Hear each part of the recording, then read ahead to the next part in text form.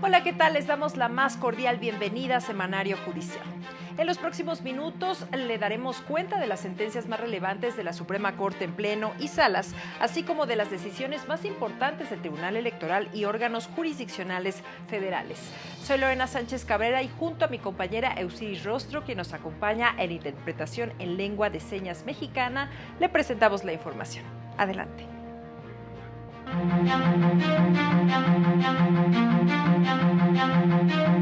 Por ser contraria al derecho de reinserción social, la Corte invalidó disposición que establecía la prisión vitalicia en Chihuahua. Es constitucional disposición que sanciona el transporte ilícito de hidrocarburos, determinó la primera sala. Presupuesto solicitado por la Corte y la Judicatura Federal es acorde con el 10º transitorio de la reforma judicial. Avanzó en el Senado ley que precisa facultades del Tribunal de Disciplina Judicial.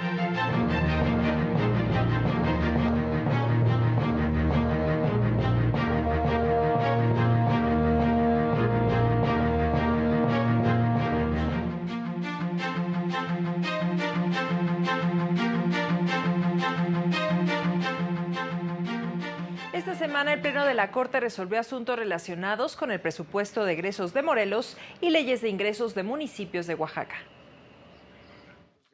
El Pleno de la Corte invalidó disposiciones de la Ley de Ingresos del municipio de Oaxaca, entre las que destacan las que limitaban la capacidad jurídica de las personas con discapacidad para comprar bebidas alcohólicas, así como las que sancionaban el causar escándalos, molestias, alteración del orden público y jugar en lugares públicos.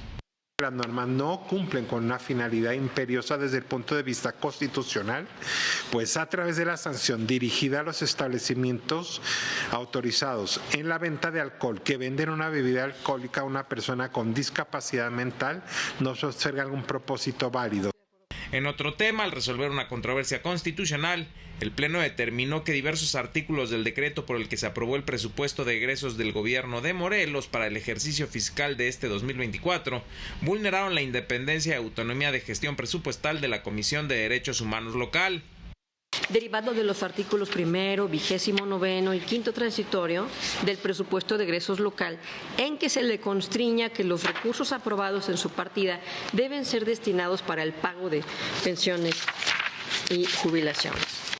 Por otra parte, al resolver otra controversia, el Pleno resolvió que hubo omisión legislativa del Congreso de Morelos de establecer en la Ley Orgánica del Poder Judicial Local las bases para la distribución interna del presupuesto para los tribunales de ese poder estatal. Para el canal del Poder Judicial de la Federación, Mario López Peña. La Corte también determinó que se apega a la Constitución Federal la reforma al artículo 25, fracción primera base A, de la Ley Suprema de Oaxaca, que reduce la duración de la próxima gubernatura del Estado de 6 a 2 años para empatar la elección local con la federal. El proyecto de la ministra Ana Margarita Ríos Farjat proponía invalidar el decreto por ser contrario al principio de paridad y por atentar contra los derechos políticos de las mujeres.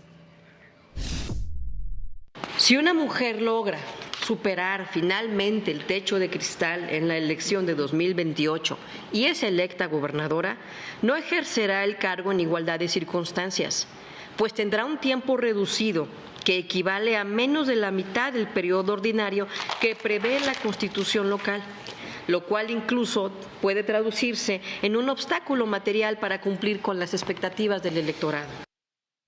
Sin embargo, por mayoría de 6 votos contra 3, el Pleno determinó que la norma era válida, ya que el texto en sí mismo no violaba el principio de paridad, debido a que no existe la certeza de que el próximo titular del Ejecutivo del Estado sea mujer. Sin embargo, independientemente de lo anterior, no comparto el sentido del proyecto, ya que el decreto impugnado, al reducir el periodo de la gubernatura de 6 a 2 años por única ocasión en el 2028, en sí mismo no viola el principio constitucional de paridad de género. En otro asunto, el Pleno determinó que es inconstitucional el artículo 127, párrafo segundo del Código Penal de Chihuahua, que establecía la pena de prisión vitalicia para el responsable del delito de homicidio doloso de 3 o más personas. El Pleno determinó que la pena es desproporcionada y es contraria al derecho de reinserción social. Con base en lo anterior, se concluye que la pena de prisión vitalicia o perpetua prevista en el segundo párrafo del artículo 127 del Código Penal del Estado de Chihuahua no es acorde con el modelo de reinserción previsto en la Constitución, puesto que impide de forma absoluta al sentenciado gozar de su derecho a la reinserción social. Con esta decisión se dejó sin efectos la jurisprudencia 1/2006, que establecía que la prisión vitalicia no se trataba de una pena inusitada de las prohibidas por el artículo 22 constitucional. Por su parte, las salas de la Corte resolvieron asuntos en materia de registro de títulos, transporte ilícito de hidrocarburos, obra pública, pensión por orfandad y asistencia consular. De los asuntos resueltos por las salas de la Corte en sus respectivas sesiones públicas destacan una resolución por la que la segunda sala determinó que, conforme a lo dispuesto en la Convención de Viena respecto de las relaciones consulares, en ningún momento debe violarse el derecho de una persona extranjera a la asistencia consular cuando es sujeta a un procedimiento administrativo en el que se realiza una segunda revisión en un punto de control migratorio para resolver si se acepta o rechaza su ingreso al territorio nacional. En otro asunto, determinó que la ley del ISSSTE vigente hasta marzo de 2007 transgrede los principios de igualdad y no discriminación, el interés superior de la infancia y el derecho de previsión y seguridad social, al impedir el acceso a una pensión de orfandad cuando el trabajador no cumplió con el tiempo de cotización. Al resolver un amparo directo en revisión, la segunda sala interpretó que el reglamento de la ley del IVA respeta los principios de reserva de ley y de subordinación jerárquica, al detallar y desarrollar los requisitos para la aplicación de la tasa del 0% por la prestación de servicios de hotelería a turistas extranjeros que ingresen al país para participar exclusivamente en congresos, convenciones, exposiciones o ferias. La primera sala determinó que es constitucional el artículo que contiene el delito de transporte ilícito de diésel, previsto en la Ley Federal para prevenir y sancionar los delitos cometidos en materia de hidrocarburos. Indicó que no interfiere con la presunción de inocencia, pues en todo momento se permite al imputado presentar las pruebas que estime suficientes para combatir la imputación formulada en su contra. Por otra parte, la primera sala estableció que el registro de títulos y cédulas profesionales en una entidad distinta a la que lo expidió no es un requisito adicional para reconocer los estudios que estos avalan, sino solo un trámite formal para su ejercicio. Al resolver una contradicción de criterios, la sala estableció que el citatorio emitido por el Ministerio Público durante la fase inicial de la investigación en el proceso penal para informar a una persona sobre las causas de su posible imputación y garantizar su derecho a rendir entrevista en esa etapa constituye un acto dictado fuera de juicio que no afecta de modo actual y directo su libertad personal. En otro asunto, se pronunció por la validez del procedimiento para la evaluación de las proposiciones que se presenten en contrataciones de obra pública mediante licitación pública, previsto en la Ley de Obras Públicas y Servicios relacionados con las mismas. Para el canal del Poder Judicial de la Federación, Mario López Peña. La oficial mayor de la Suprema Corte, Dipna Gisela Morales González, explicó a diputados que el presupuesto solicitado para la Corte para 2025 es 26% inferior en términos reales al asignado en 2018. Indicó que gracias a diversas medidas de austeridad y eficiencia del gasto, se logró cubrir las necesidades del Tribunal Constitucional, a pesar del recorte de 321.9 millones de pesos en el presente año. Indicó que el 81.3% de los 5.922.9 millones de pesos se destinarán al pago de remuneraciones y prestaciones de los 3.805 servidores de la Suprema Corte, conforme al 10º transitorio de la reforma judicial. pues hay un impacto a la baja en las remuneraciones de ministras y ministros, y no solamente de ellos, sino de más de 300 personas dentro de la Suprema Corte de Justicia de la Nación, que tendremos un ajuste en las remuneraciones a partir de enero de 2025, con lo que estaríamos dando cumplimiento a lo establecido en los artículos 94 y 127 de la Constitución.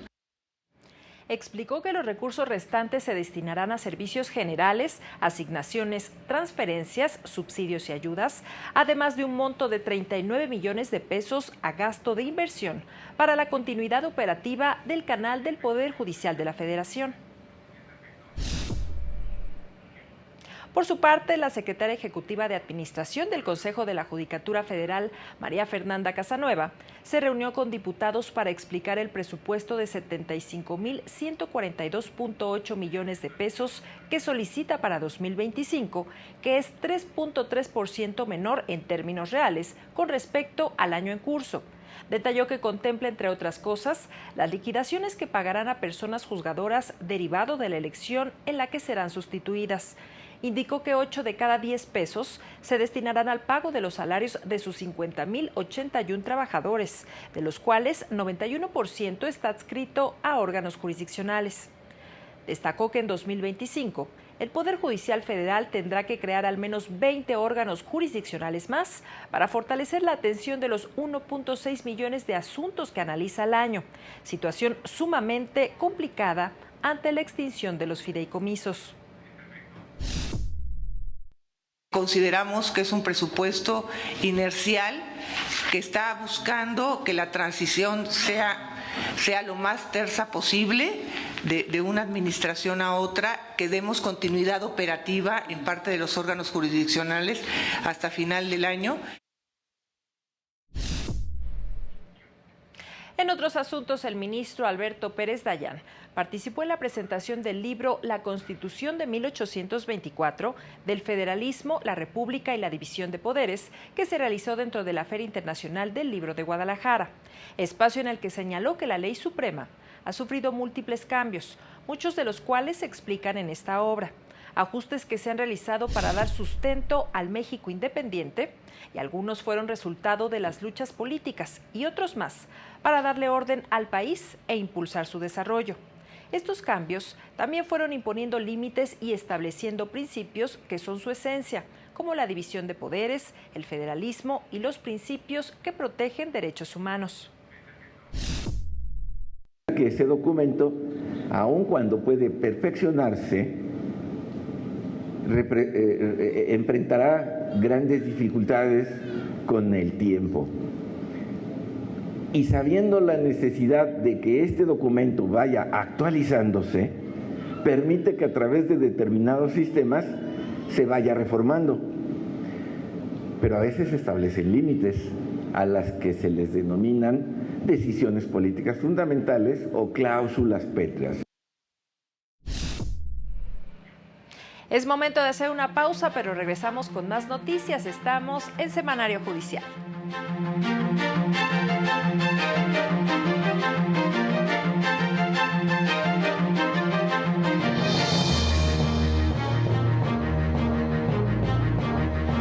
Al regresar, titular de la Defensoría Pública Federal presentó su informe de labores 2023-2024.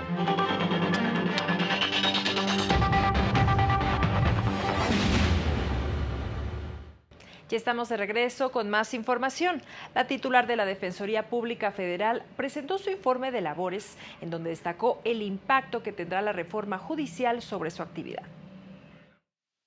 La directora general del Instituto Federal de Defensoría Pública, magistrada Taisia Cruz Parcero, advirtió sobre las consecuencias negativas que la reforma judicial traerá para el ejercicio de esta labor al presentar su informe anual 2023-2024. La sustitución de personas juzgadoras que se avecina con motivo de la reforma judicial enciende las alertas, pues generará nuevos retrasos procesales en perjuicio de las personas. En este marco, la titular del IFDP afirmó que el conjunto de reformas constitucionales de los últimos 3 meses son preocupantes para la Defensoría Pública Federal, al igual que para la Judicatura, la academia, el gremio de abogados y abogadas, activistas, organizaciones de la sociedad civil y personas defensoras de derechos humanos. La introducción de la figura de los jueces sin rostro, la previsión de mecanismos disciplinarios que serán una constante amenaza para la independencia judicial, así como la pretendida abolición del control de convencionalidad mediante la mal llamada reforma de supremacía constitucional, no son decisiones compatibles con la idea de democracia sustantiva, esa que tiene como condición no solo elecciones periódicas, sino división de poderes, sujeción de estos a la ley, el respeto a los derechos humanos y la garantía a los derechos sociales. Al agradecer el apoyo de la presidenta de la Suprema Corte de Justicia de la Nación, ministra Norma Lucía Piña Hernández, Cruz Parcero añadió que para que las defensorías públicas no sean un apéndice de otros intereses y que el trabajo sea reconocido, pasa necesariamente por la preservación efectiva de su autonomía técnica y de gestión para contener al poder arbitrario. Y en más sobre este tema, avanzó en el Senado el dictamen que expide la nueva ley orgánica del Poder Judicial y de carrera judicial, así como el decreto que reforma la ley de responsabilidades. La nueva ley orgánica define la estructura de la Suprema Corte, el órgano de administración del Poder Judicial, el Tribunal de Disciplina Judicial y de la Escuela Nacional de Formación Judicial.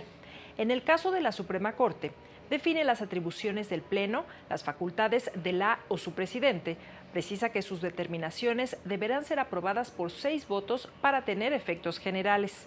En el caso del órgano de administración del Poder Judicial, precisa que su presidente será designado mediante insaculación y tendrá a su cargo la administración de todos los órganos jurisdiccionales.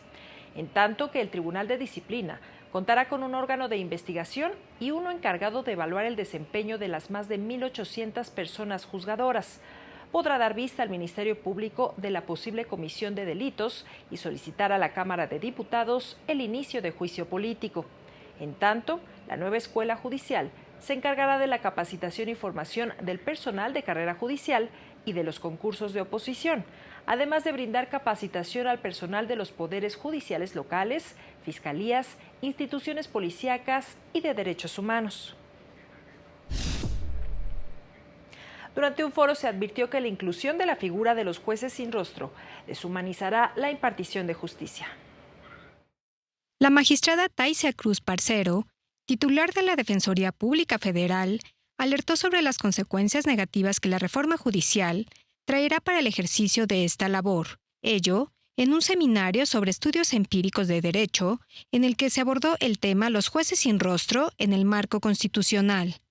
Y particularmente su preocupación tiene que ver con esto de deshumanizar el proceso. Es decir, pues da igual entonces al rato que le preguntemos a la inteligencia artificial y que nos dé el veredicto, si tú no vas a poder plantear directamente a un juez o una jueza que te esté mirando a los ojos, que esté escuchando directamente. Durante el encuentro, organizado por el Centro de Estudios Constitucionales de la Suprema Corte, el director del Centro Pro Derechos Humanos indicó que la implementación de figuras como los jueces sin rostro debe ir acompañada de un debate profundo que involucre a las comunidades jurídicas a fin de garantizar el respeto al Estado de Derecho y priorizar los derechos humanos. Si el juez es una clave numérica, si no es una persona con un nombre y una trayectoria, la persona juzgada queda imposibilitada de poder en los hechos tener cualquier perspectiva sobre si satisface condiciones mínimas de independencia e imparcialidad. Se mencionó que es necesario invertir en la protección integral de los jueces para garantizar su seguridad y promover una cultura judicial basada en la independencia, transparencia y rendición de cuentas. Para el canal del Poder Judicial de la Federación, Rosy García. Se advirtió también que con la reforma judicial se registrará un retroceso en materia de protección de los derechos humanos. La época dorada de la ruta de la protección de derechos humanos que se venía construyendo en México se perderá con la reforma judicial y la elección por voto popular de personas juzgadoras, advirtió la directora general del Instituto Federal de Defensoría Pública, Taisia Cruz Parcero. La ruta era hacia adelante, Es decir, hacía siempre decisiones que otorgaban mayor protección, que abrían los caminos de acceso a la justicia, es decir, que iban derrotando formalismos. Sí me parece que íbamos en una ruta casi de una época dorada protectora de derechos. Al participar en el programa Los Criterios del Poder Judicial, dijo que desde el punto de vista de la defensa de derechos y de acceso a la justicia, este es el escenario más grave, inédito y jamás imaginado. Pero me parece que sí va a haber un retroceso importante, que esto se va a ver en el día a día de las audiencias, cuando pudiera llegar un juez o una jueza que, por ejemplo, no pueda distinguir una tipicidad de otra causa de exclusión del delito, por ejemplo, de una causa de inculpabilidad, cuando haya jueces y juezas que no entiendan cómo se realizan los cómputos de la prescripción de la acción penal, o bien en otras materias cuando no sepan si la acción fue procedente o no fue procedente o cuál es la excepción aplicable al caso. La titular del IFDP añadió que para los juzgadores viene el gran reto de que sus planteamientos y estrategias litigiosas sean muy puntuales, para no esperar de una judicatura renovada así las posturas protectoras de derechos humanos que ya venían operando. En otra información, durante un foro organizado por la Suprema Corte, las y los participantes destacaron la necesidad de establecer mecanismos que garanticen que las personas con discapacidad puedan ejercer sus derechos sexuales. Los derechos sexuales y reproductivos de las mujeres con discapacidad son poco garantizados. Esto derivado de estereotipos en torno a su relación con la sexualidad y el cuidado. Se cree que las personas con discapacidad somos asexuadas, que no podemos tener relaciones sexuales, que no podemos consentir, y por eso se cree que toda relación sexual con una persona con discapacidad es abuso sexual. En una mesa de diálogo organizada por la Suprema Corte de Justicia de la Nación, especialistas de la región profundizaron en visiones que obstaculizan derechos, por ejemplo, el temor de que al concebir se transmita la discapacidad o la falta de habilidad para las tareas de cuidado. También expusieron actos de vulneración de derechos humanos.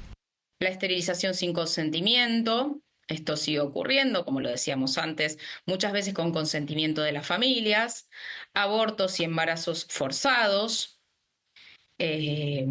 negación de la capacidad parental, justamente por no ofrecer apoyos. La falta, ¿cierto?, de facilitadores judiciales, la falta de adecuaciones de procedimiento en tribunales, por ejemplo, en los espacios judiciales, por lo tanto hay restricciones, altas restricciones aquí respecto del ejercicio de la capacidad jurídica. Coincidieron en que es necesario concientizar sobre los derechos sexuales de las personas con discapacidad y adecuar las legislaciones con lo que establece la Convención en la materia. Para el canal del Poder Judicial de la Federación, Laura Murillo. Y en el semanario judicial de esta semana se publicaron 75 criterios de diferentes órganos jurisdiccionales, de los cuales 33 corresponden a las salas de la Suprema Corte. De la primera sala se publicaron 15 criterios, 13 son jurisprudencias y 2 tesis aisladas, entre las que destacan las de rubro desplazamiento forzado interno. El acceso a los mecanismos jurisdiccionales y las medidas de reparación integral no deben condicionarse. Alimentos. El derecho a percibirlo no cesa por el solo hecho de que la persona acreedora haya concluido sus estudios en una institución de bachillerato técnico.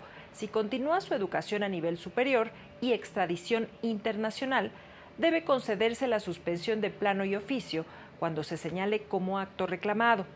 La segunda sala publicó 18 criterios, 15 son jurisprudencias y 3 tesis aisladas, destacando las siguientes de rubro. Pensión por viudez para la concubina o concubinario. El artículo 131, fracciones primera y segunda de la Ley del ISSSTE, transgrede los derechos de igualdad, no discriminación y de la protección de la familia. Datos obtenidos en el procedimiento de conciliación prejudicial. El artículo 684C de la Ley Federal del Trabajo no es contrario al principio de seguridad jurídica. Y ascensos y recompensas del Ejército y Fuerza Aérea Mexicanos. Los artículos 8, fracción cuarta de la ley relativa y 42, fracción sexta de su reglamento, no viola los derechos a la igualdad y a la no discriminación. De plenos regionales se publicaron 5 jurisprudencias y de tribunales colegiados de circuito 37 criterios, 2 jurisprudencias y 35 tesis aisladas. Es momento de hacer una nueva pausa, pero regresamos con más información. No se vayan.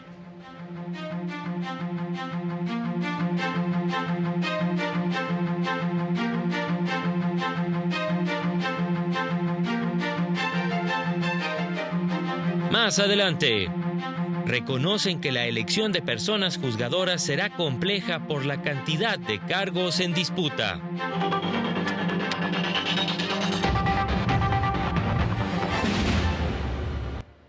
Gracias por continuar con nosotros en Semanario Judicial.